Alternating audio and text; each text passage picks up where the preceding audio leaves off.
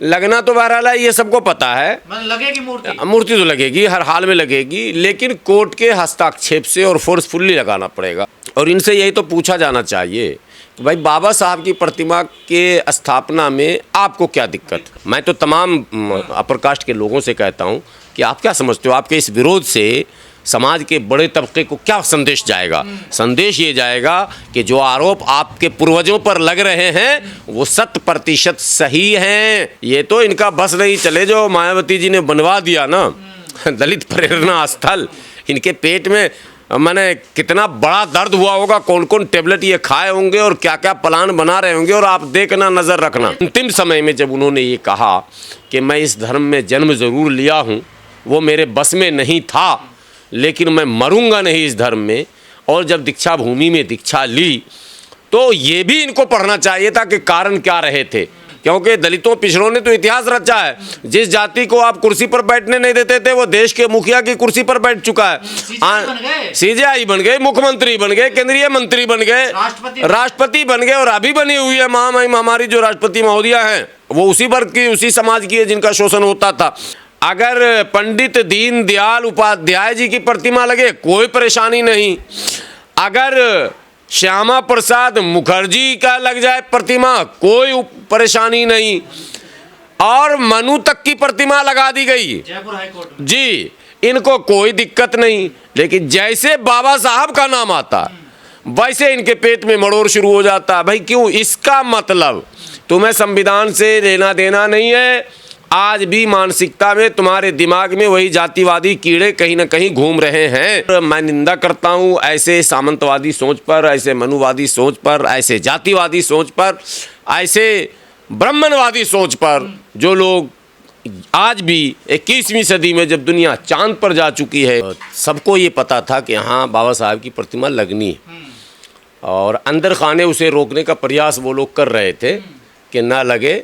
लेकिन जब प्रतिमा बाज़ाब्ता ट्रक पे लोड करके आ गया, उसका फाउंडेशन भी लगभग शायद तैयार हो चुका था, ये खबर जब मिली तो कोर्ट परिसर में थे नहीं वो पाठक जी जो बार एसोसिएशन के अध्यक्ष हैं, उन्होंने दल बल के साथ वहाँ पहुंचकर और विरोध जताया कि नहीं, हम ये प्रतिमा को लगने नहीं देंगे।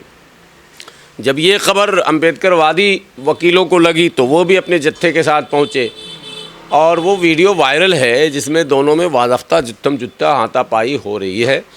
बड़ी तादाद में पुलिस बल को वहाँ आना पड़ा, और बीच बिचाव का रास्ता अपनाकर फ़िलहाल तो उनकी जीत हो गई है। फ़िलहाल इसलिए जीत हो गई कि वो सफल हो गए कल ना लगाने देने में, यानी कल ही लगना था उसको, लेकिन वो रोकने में सफल हो गए, कल नहीं लग पाया, और आज भी नहीं लग पाएगा।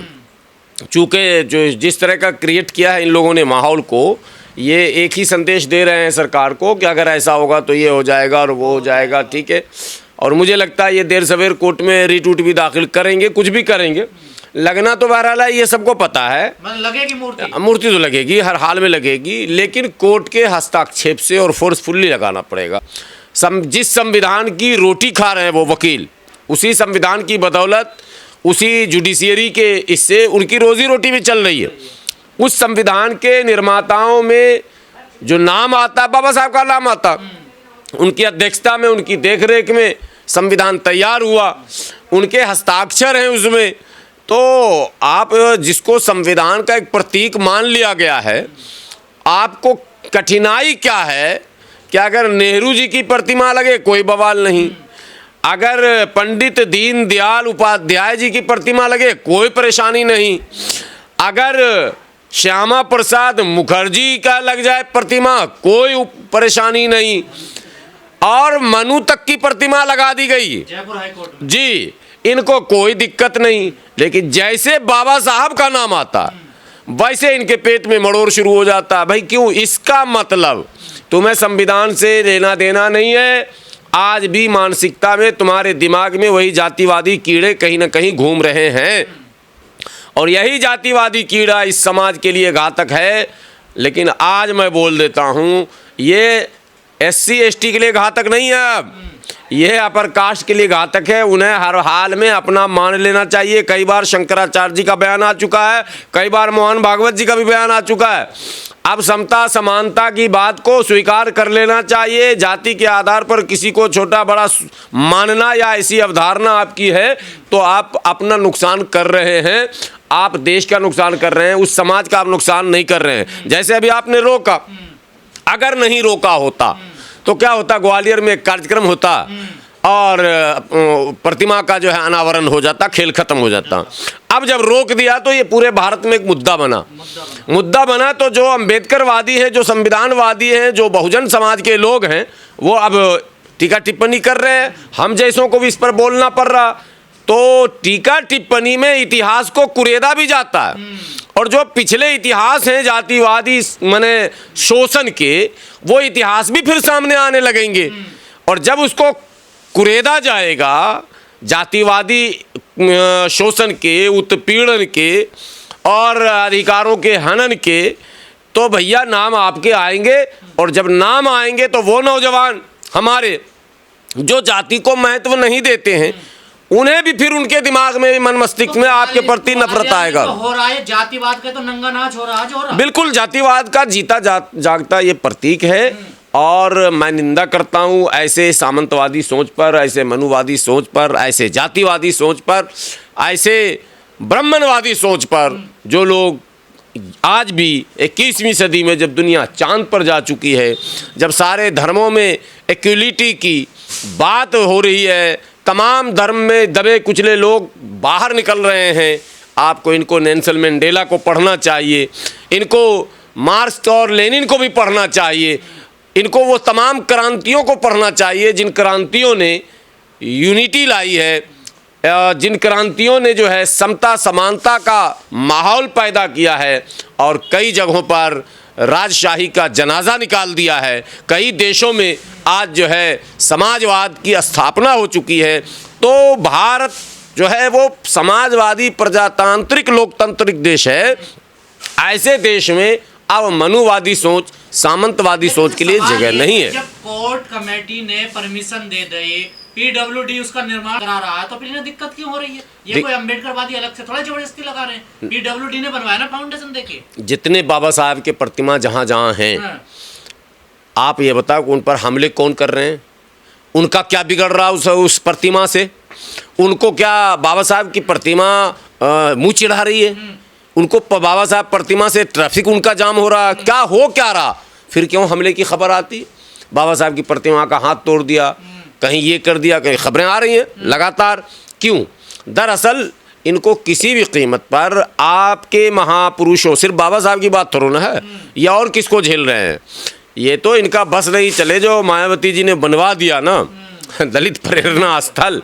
इनके पेट में मैंने कितना बड़ा दर्द हुआ होगा, कौन कौन टेबलेट ये खाए होंगे और क्या क्या प्लान बना रहे होंगे। और आप देखना, नजर रखना। ये तो हमला कर रहे हैं ना सर, सीधा देखिए, सीधा हमला कर रहे हैं। लोग गमछा नीला पहन के रोड पे घूम रहे हैं, उन पे हमला कर दिया इन्होंने। जी जी जी। अभी फिल्म जो क्या कहते हैं फूले आई, इसका विरोध कौन कर रहे थे? ब्राह्मण कर रहे थे। क्यों कर रहे थे भाई? सवाल तो यह पैदा होगा ना, किसी विरोध के पीछे का लॉजिक भी तो है। क्यों कर रहे हैं आप? सवाल पूछेंगे ना क्यों कर रहे हैं। जैसे हमने इतिहास में ऐसा करा नहीं जैसा मूवी में दिखाया जा रहा है। नहीं, इतिहास में तो जो करा वो दिखाया ही नहीं जा रहा, वो तो आप खुद दिखा रहे हैं। अभी जो आप बाबा साहब की प्रतिमा पर हमले कर रहे हैं, लगने इसका विरोध कर रहे हैं, उस समाज को आगे बढ़ने से रोक रहे हैं, ये दर्शाता है कि आपने अतीत में बहुत कुछ कर रखा है। ये दर्शाता है कि आपने कर रखा है। ये कहा जा रहा है ग्वालियर हाई कोर्ट के जो चीफ जस्टिस हैं वो कल आएंगे ग्वालियर खंडपीठ में, और उनकी उपस्थिति में मूर्ति कल लगेगी 19 तारीख। नहीं, एक बार चीफ जस्टिस का अगर वो लग जाए प्लेट, नेम प्लेट, तो उससे उसका भी प्रभाव रहता है। एक प्रमाण रहेगा कि इधर उधर चंदा करके तुम ये मत समझना कि एससी के वकीलों ने कुछ काम कर दिया। बार एसोसिएशन में तो वो भी हैं, कर सकते थे, करने का हक है, लेकिन जब ये विधि विधान के साथ हो रहा, तमाम नियमों के पालन के साथ हो रहा, ग्वालियर हाई कोर्ट ने मंगवाई है मूर्ति। अब मंगवाई मूर्ति, तो इसका विरोध करना तो कोर्ट का अपमान है साहब। गुलाम साहब, बड़ा सवाल ये है कि लोग कहते हैं कि जिसने बाबा साहब को पढ़ लिया, ये सब कानून के जानकार हैं, ये पढ़े लिखे लोग भी बाबा साहब से जातिवाद करते हैं। जो पहले कानून मंत्री थे बाबा साहब, इन्होंने कानून जो पढ़ी है ना, वो अपराधियों के बचाने के लिए कौन कौन से कानून प्रभावी हैं फंसाने के लिए कौन कौन से कानून प्रभावी हैं। मुट्ठी भर कानून, संविधान पूरा नहीं पढ़ा। दूसरी बात है कि संविधान पढ़ भी लेंगे तो बाबा साहब को नहीं समझ पाएंगे। बाबा साहब को समझने के लिए बाबा साहब नहीं, पढ़े लिखे से क्या होता है, पढ़े लिखे और शिक्षित दोनों दो चीज़ होते हैं। पढ़े लिखे होना अलग भी बात है। ज्ञान, शिक्षा, विद्या अलग अलग नामों से क्यों पुकारा गया है? तो कह रहे हैं 70 साल संविधान को कुछ कर पाए क्या तुम लोग? नहीं, कुछ क्यों नहीं कर पाए? अरे कुछ क्यों नहीं कर पाए? खुले बोल रहे हैं वीडियो में। नहीं, उनको ये कहिए कि 10 साल से भारत का प्रधानमंत्री पिछड़ा अगर है तो संविधान की बदौलत है। तुम कभी होने देते थे क्या? 25-30 साल हो गए बिहार में जो है पिछड़ा मुख्यमंत्री है। भूमिहार ब्राह्मण राजपूत लाला को मौका नहीं मिला मुख्यमंत्री बनने का, ये संविधान की देन है। पहली बार उत्तर प्रदेश में योगी आदित्यनाथ बन गए, जो 27 में या 29 में कब चुनाव होगा? 27 में वो विधि विधान के साथ रवाना होंगे, क्योंकि दलितों पिछड़ों ने तो इतिहास रचा है। जिस जाति को आप कुर्सी पर बैठने नहीं देते थे वो देश के मुखिया की कुर्सी पर बैठ चुका है। सीजेआई बन गए, मुख्यमंत्री बन गए, केंद्रीय मंत्री बन गए, राष्ट्रपति बन गए, और अभी बनी हुई है महामहिम हमारी जो राष्ट्रपति महोदया हैं वो उसी वर्ग की, उसी समाज की है जिनका शोषण होता था। तो अब प्रधानमंत्री भी बन जाएंगे, घबराने की क्या ज़रूरत है? समय की प्रतीक्षा कीजिए, प्रधानमंत्री भी बनेंगे। लेकिन ये असल में कहना चाह रहे हैं कि ये चाहते हैं कि संविधान जब कमज़ोर होगा तो जो मुट्ठी भर लोग पहले थे हावी वो फिर हो जाएंगे। संवैधानिक व्यवस्था में क्या है? एक तो आरक्षण है, एक व्यवस्था है, अब जाति जनगणना का ऐलान हो गया है। मैं तो इनका तो दिमाग परेशान तो ये चल रहे हैं। बाबा साहब को जानते नहीं है, फिर मानते नहीं है। ये जानते खूब हैं, अपने दुश्मनों को ये जानते हैं, मानते नहीं हैं। बाबा साहब क्या नुकसान करेगी इनका? बाबा साहब को पढ़ने के लिए उनकी जीवनी को, उनके प्रारंभिक काल को, उनके शिक्षा के काल को अगर पढ़ लिया जाता तो बहुत सारी बातें समझ। और अंतिम समय में जब उन्होंने ये कहा कि मैं इस धर्म में जन्म ज़रूर लिया हूँ, वो मेरे बस में नहीं था, लेकिन मैं मरूंगा नहीं इस धर्म में, और जब दीक्षा भूमि में दीक्षा ली तो ये भी इनको पढ़ना चाहिए था कि कारण क्या रहे थे। कारण जो है सामाजिक विषमता थी, और विषमता के खिलाफ हमेशा बाबा साहब ने संघर्ष किया। और बाबा साहब के भी आदर्श थे, बाबा साहब ने भी अपना किसी को आदर्श माना था। और जब हम पीछे जाते जाते हैं तो हमें कई महापुरुष दिखते हैं। इनको क्या दिखेंगे? इनको बिरसा मुंडा का प्रतिमा लगाना भी इनको खलता है। इनको तो तिलका मांझी की प्रतिमा नहीं लगा पाते। ये मैं कहता हूँ ये लगाते हैं स्टेशन का नाम क्या है जी? तो दीनदयाल उपाध्याय। कौन सी भूमिका दीनदयाल उपाध्याय की है, कहाँ पर है? तो बोले जी अंतिम पायदान पे खड़े लोगों तक अनाज पहुँचाना इन्होंने संघर्ष चलाया था। अंतिम पायदान पे तो हम थे, तो अनाज तो आप मोदी जी के राज में पहुंचा। ठीक है, नाम तो मोदी जी का प्लेटफॉर्म का होना चाहिए, स्टेशन का होना चाहिए।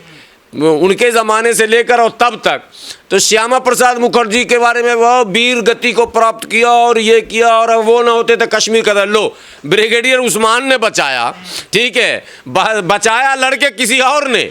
ठीक है, और इन लोग क्रेडिट दे रहे हैं कि श्यामा प्रसाद मुखर्जी ने कश्मीर में बलिदान देकर कश्मीर को बचा। सब तोड़ मरोड़ के लेना न देना। श्यामा प्रसाद मुखर्जी बंगाल के थे, मुखर्जी, चटर्जी, बनर्जी सब बंगाल के होते हैं। ठीक है, तो ये सारे लोग इतिहास को तोड़ मरोड़ के पेश करते हैं, ये क्या पढ़ेंगे? लेकिन सवाल एक है सर, ग्वालियर हाई कोर्ट में जो लोग विरोध कर रहे हैं उसमें एक ही सरनेम के लोग हैं सारे, पाठक, मिश्रा। पता है दुबे जी, चौबे जी, हाँ सब हैं, मिश्रा। वो ये उनके ठीक नहीं है। मैं तो तमाम अपर कास्ट के लोगों से कहता हूं कि आप क्या समझते हो, आपके इस विरोध से समाज के बड़े तबके को क्या संदेश जाएगा? संदेश ये जाएगा कि जो आरोप आपके पूर्वजों पर लग रहे हैं वो 100% सही हैं और उसको अब नकारा नहीं जा सकता। कोर्ट ने तो परमिशन दे दी ना, देखिए। हाँ, तो कोर्ट के ही आदेश से लग पाएगा, चूंकि वहाँ पर ये लोग दबंग हैं। उस कोर्ट परिसर में भी, बार एसोसिएशन में भी इनकी तादाद ज़्यादा है, और ऐसे होते भी हैं ये दबंग। तो सामंती सोच ही यही है, अपनी दबंगता ये हर जगह स्थापित करते हैं। अगर कहीं गलती से ये जज साहब की कुर्सी पर बैठते हैं तो वहाँ भी गाहे बगाहे इस तरह की खबरें आ ही जाती हैं कि इन्होंने कहीं ना कहीं कुछ हल्का छोड़ ही दिया है। जो SC/ST एक्ट को लेकर आपने फैसले सुने थे सुप्रीम कोर्ट के, तो अब ये बड़ी तादाद में वहाँ हैं, जुडिशरी में प्रैक्टिस करने वाले सब हैं, बार एसोसिएशन में सब हैं, जब अध्यक्ष ही पाठक साहब हैं तो क्या कहना फिर। तो लेकिन ये इनको संदेश जाना चाहिए और इनसे यही तो पूछा जाना चाहिए कि भाई बाबा साहब की प्रतिमा के स्थापना में आपको क्या दिक्कत? ठीक है। ये क्या करते हैं, टीवी डिबेट में आप जाएंगे तो अगर मुस्लिम कोई पकड़ा गया मेरे जैसा तो बोले भारत माता की जय बोलो, तुम्हें क्या दिक्कत है, वंदे मातरम बोलो, तुम्हें क्या दिक्कत है, ठीक है, इत्यादि इत्यादि। बोले पाकिस्तान मुर्दाबाद, अरे भाई 100 बार बोल दिया। मैं पूछता हूँ आज हाफिज गुलाम सरवर कि आप ये बताइए कि बाबा साहब की प्रतिमा से आपको क्या दिक्कत है?